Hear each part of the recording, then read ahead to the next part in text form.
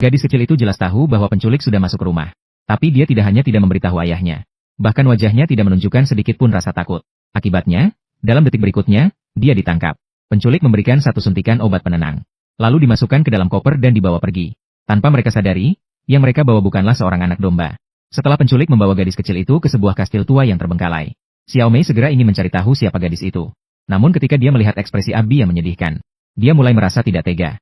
Didorong oleh rasa empati, Xiao Mei tidak hanya membantu Abi melepas penutup matanya, tapi juga melepaskan rantai yang mengikat kedua tangannya. Dia bahkan berjanji tidak akan membiarkan siapapun melukai dirinya. Namun saat Xiao Mei bersiap untuk pergi, Abi mengatakan sesuatu yang membuatnya semakin menakutkan saat dipikirkan. Saya sangat menyesal dengan apa yang akan kamu alami. Xiao Mei baru saja keluar dari ruangan. Majikan tidak hanya menyita semua ponsel, tapi juga memperingatkan mereka agar tidak melangkah keluar dari pintu. Orang-orang yang sering melakukan penculikan sudah tahu. Identitas Abi pasti tidak sederhana. Tapi saat itu semua orang hanya sibuk menikmati kesenangan. Mereka sama sekali tidak tahu bahwa mereka telah menjadi mangsa orang lain. Hanya Xiao Mei yang menyadari bahwa ada sesuatu yang tidak beres. Jadi dia berusaha mencari tahu latar belakang identitas Abi bersama si kacamata. Karena instingnya memberitahunya bahwa ayah Abi bukanlah orang baik. Tak disangka, si kacamata mengatakan bahwa mereka hanya perlu bekerja. Namun dia sendiri pergi sendirian ke ruang tempat Abi ditahan. Ketika dia masuk, dia baru menyadari bahwa penutup mata pihak lain hilang. Terkejut, dia segera menutupi wajahnya dengan pakaiannya. Kemudian dia mengerahkan senjata ke arah Abi dan memaksanya untuk mengungkap siapa ayahnya. Melihat lubang hitam senjata itu, dia hanya bisa dengan patuh menyebutkan nama ayahnya. Apa yang kamu katakan? Setelah meninggalkan kamar Abi, si kacamata dengan terburu-buru mengemas barang-barangnya untuk melarikan diri. Bahkan uang tebusannya pun dibagi rata oleh beberapa orang yang tersisa. Jika ada yang tidak biasa, pasti ada sesuatu yang mencurigakan. Maka semua orang menghentikannya dan bertanya alasan. Akhirnya, setelah ditanya 3 kali oleh semua orang, si kacamata pun mengungkapkan kebenarannya. Ternyata ayah Abi bernama Lazar. Dia tidak hanya seorang miliarder, melainkan juga seorang bos dunia bawah tanah yang sangat berpengaruh. Siapapun yang mengganggunya tidak pernah dibiarkan hidup. Namun sekarang mereka malah menculik putri satu sama lain. Tapi nasi sudah menjadi bubur jika tidak mendapatkan uang tebusan. Bukankah itu berarti kehilangan keduanya, orang dan harta? Akhirnya, si kacamata setuju setelah didesak oleh semua orang. Setuju untuk melarikan diri setelah mendapatkan uang tebusan. Namun sekarang mereka harus sangat berhati-hati. Maka, Lau Hei, si penembak jitu, berada di posisi tinggi. Sedangkan yang lainnya melakukan penggeledahan menyeluruh di kastil. Mencegah seseorang masuk untuk menyelamatkan Sandra. Tak lama kemudian, si kumis melihat lukisan aneh di lorong. Karena orang dalam lukisan itu mirip persis dengan Abi. Namun sayangnya, dia tidak memikirkannya lebih jauh dan berbalik pergi. Sementara itu, Xiao Mei juga melihat sebuah patung yang sama dengan lukisan tersebut. Namun dia juga tidak mendekat untuk melihat lebih dekat. Hanya saja dia menarik jendela atap secara sembarangan. Dan kemudian, justru itu menyelamatkan nyawanya. Namun, si rambut pirang yang sedang menonton TV, tiba-tiba mendengar suara aneh dari belakang. Ternyata si kumis sengaja membuat suara untuk menarik perhatian si rambut pirang. Dengan sengaja berpura-pura menakut-nakuti dia. Namun, dia tidak tertarik padanya. Dalam kemarahan, dia langsung mengusir si kumis dari kamar. Setelah itu, dia pergi ke dapur untuk melanjutkan patroli. Namun, saat dia baru membuka kulkas, pintu basement di belakangnya tiba-tiba terbuka perlahan. Si kumis mengira ada seseorang yang sengaja mengerjainya. Jadi dia masuk untuk memeriksa. Namun di dalam ruang bawah tanah hanya ada barang-barang berdebu. Namun tepat saat dia bersiap untuk berbalik dan pergi, tiba-tiba terdengar suara mengunyah makanan dari belakang. Terkejut, dia segera menoleh untuk melihat. 1 detik kemudian hal yang mengerikan terjadi.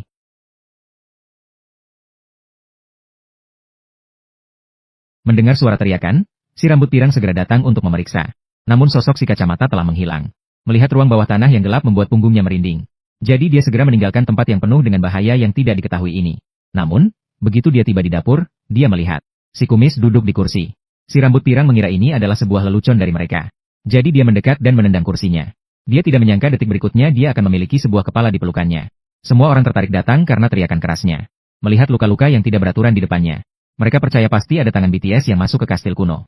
Menunggu kesempatan untuk membunuh semua orang di sini.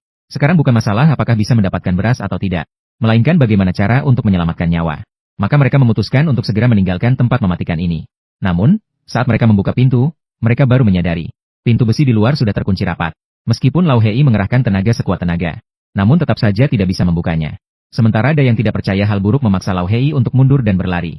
Ia sendiri seperti banteng liar mengerahkan semua tenaga dan menghantam pintu besi. Namun ia tidak berhasil membuka pintu tersebut. Sebaliknya, karena terlalu berusaha, ia mengaktifkan mekanisme tersembunyi. Terlihat seluruh jendela ruangan semuanya telah sepenuhnya disegel dengan pelat baja tebal. Saat itu, semua orang baru menyadari ini adalah sebuah jebakan. Saat itu, Lau Hei segera berlari ke lantai atas. Ternyata ia menemukan senjata di ruangan itu telah hilang. Sementara itu, Xiao Mei cepat mencari Abi lagi. Saat ditanya apakah ada orang lain yang datang mencarinya selain dirinya sendiri, Abi menangis dan mengatakan bahwa si kacamata pernah datang mencarinya. Dia mengatakan bahwa dia bukan hanya kaki tangan ayah Abi, dan juga mengancamnya agar tidak menceritakan hal ini kepada orang lain. Jika tidak, dia akan mengambil nyawanya. Kata-kata ini membuat Xiao Mei sangat terkejut. Jadi dia segera memberitahu kabar ini kepada Lao Hei. Si kacamata pasti adalah orang yang menyusup ke sini. Dan Lao Hei memutuskan untuk bekerja sama dengan Xiao Mei demi menyelamatkan nyawanya. Lao Hei akan menghadapi si kacamata. Sementara itu, dua orang lainnya diserahkan kepada Xiao Mei. Namun, baru saja dia berbalik. Dia merasakan sesuatu yang dingin di punggungnya. Ketika dia menoleh, dia menemukan Lao Hei berdiri dengan aneh di tempatnya tanpa bergerak. Ketika Xiao Mei mendekat, dia baru menyadari bahwa orang itu sudah disayat tenggorokannya tanpa suara. Ini semakin meyakinkannya bahwa si kacamata adalah pelaku kejahatan. Jadi Xiao Mei mencari si kacamata, mengarahkan senjata untuk memaksanya berhadapan dengan gadis itu. Tapi baru saja beberapa orang masuk ruangan, sudah terjadi konflik internal. Mereka saling mengacungkan senjata satu sama lain. Sementara Abi yang melihat keributan di samping merasa tujuannya sudah tercapai.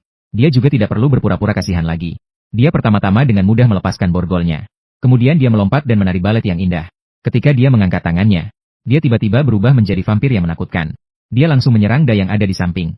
Untungnya si kacamata segera menembak. Dia menembak Abi yang akan berubah menjadi vampir tepat di kepala. Ini membuat Dai bisa menyelamatkan nyawanya. Namun belum sempat beberapa orang bernafas lega. Tiba-tiba Abi yang baru saja ditembak di kepala berdiri kembali.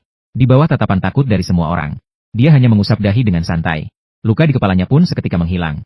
Kemudian dia membuka mulutnya yang penuh dengan taring tajam. Dengan mulut besar yang mengerikan, dia menerkam ke arah semua orang. Meskipun Xiao Mei menembak beberapa kali dan mengenai sasaran. Namun, dia tetap tidak bisa membunuh lawan. Akhirnya, mereka hanya bisa sementara waktu menahan Abi di dalam ruangan. Namun, pintu yang tipis jelas tidak bisa bertahan lama. Semua orang segera berdiskusi tentang cara mengalahkan vampir. Berdasarkan pengetahuan umum, bawang putih dan benda tajam mungkin berguna. Maka, mereka mengambil alat yang ditemukan untuk mempersiapkan membunuh Abi. Namun, saat mereka sampai di ruangan, mereka menemukan bahwa di dalamnya sudah kosong. Pada saat itu, suara datang dari atas kepala mereka. Beberapa orang segera pergi untuk memeriksa. Meskipun mereka menemukan Abi di atas. Namun, yang menakutkan adalah, dia sedang memeluk mayat dan berdansa. Si rambut pirang tidak bisa menahan ketakutannya lagi. Dia mengangkat tongkat kayu dan menyerang. Namun, hanya dengan satu tatapan, Abi menjatuhkannya ke tanah. Dia segera mengeluarkan bawang putih untuk mencoba bertahan. Tapi tidak disangka Abi sama sekali tidak takut pada bawang putih. Si kacamata melihat situasi dan ingin membantu. Namun hasilnya, ia justru dikik hingga terbang. Akhirnya, dia menggunakan keunggulan bobotnya untuk mengontrolnya. Namun, lawan bahkan tidak takut pada salib. Ia menusuk puluhan lubang transparan di dada dengan keras. Meskipun terlihat berlumuran darah, untungnya itu tidak mematikan. Si kacamata awalnya ingin memanfaatkan kesempatan untuk menusuk jantung Abi. Namun, tidak disangka lawan mengeluarkan serangan balik. Ia menusukkan kayu itu ke bagian tubuhnya. Namun Abi tidak melanjutkan rasa sakitnya. Beberapa orang yang selamat baru menyadari. Lawan sedang bermain permainan kucing menangkap tikus. Setelah kucing bosan, itulah saat kematian tikus. Ketika beberapa orang kebingungan, Xiao Mei percaya bahwa obat penenang pasti bisa mengatasi vampir. Meskipun banyak orang tidak begitu percaya pada kata-katanya. Tetapi saat ini tidak ada cara yang lebih baik. Mereka kemudian mulai mencari Abi secara terpisah. Tak lama kemudian, si rambut pirang menemukan sebuah peti mati. Ini adalah tempat tidur favorit vampir. Lalu dia mendekatinya. Dan si kacamata memeriksanya. Namun setelah dibuka, ternyata di dalamnya kosong. Ternyata itu hanya sebuah ketakutan yang sia-sia. Sementara itu, dia secara tidak sengaja menusuk jarinya dengan tongkat kayu. Aroma darah segera menarik perhatian Abi. Terkejut, Dahan segera melarikan diri dengan panik. Vampir itu juga terus mengejarnya dari belakang. Namun, dia baru saja berlari menuruni tangga dan bersiap untuk bersembunyi di dalam ruangan. Tidak disangka, sebuah kecelakaan terjadi. Ketika si kacamata melihat Abi, dia sudah berdiri di atas pegangan tangga. Dengan langkah anggun, dia mendekat dengan cepat. Justru ketika si kacamata hampir mengantarkan makan siang, Xiao Mei muncul tepat waktu. Namun, dia tidak hanya gagal menyuntikkan obat penenang. Justru Abi melemparkan jarum suntik itu keluar pintu besi.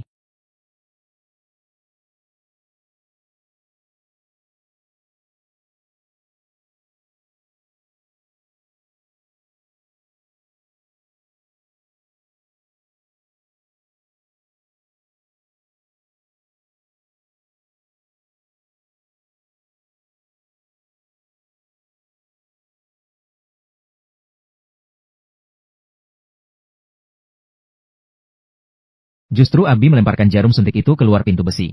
Ini membuat situasi beberapa orang itu menjadi sangat berbahaya. Si kacamata hampir saja dicekik sampai mati. Si rambut pirang segera maju untuk membantu. Namun Abi yang tidak terlihat. Tanpa berpikir panjang, dia menggigit lengan gadis itu dengan keras. Meskipun dia segera menekan gadis itu ke tanah dengan berat badannya. Tapi sepertinya dalam waktu dekat, lawan akan segera mendapatkan kebebasan kembali. Dalam situasi genting, Xiao Mei akhirnya mendapatkan obat penenang. dan berhasil menyuntikannya ke dalam tubuh Abi. Dengan efek obat yang mulai bekerja, dia juga segera tertidur lelap. Tapi yang mengerikan adalah si rambut pirang digigit vampir. Tidak ada yang tahu apakah dia akan bermutasi. Kemudian mereka mengurung Abi di dalam sangkar besi. Ingin menanyakan cara keluar dari kastil melalui mulutnya. Tapi Abi bilang semua orang harus mati. Karena semua ini adalah jebakan yang dirancangnya dengan cermat. Bahkan majikannya hanya seorang pengurus rumah tangga. Dan tidak ada yang namanya uang tebusan.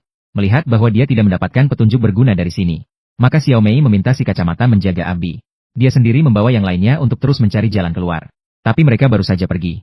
Si kacamata pun setuju dengan Abi selama dia mengatakan cara untuk keluar dari sini.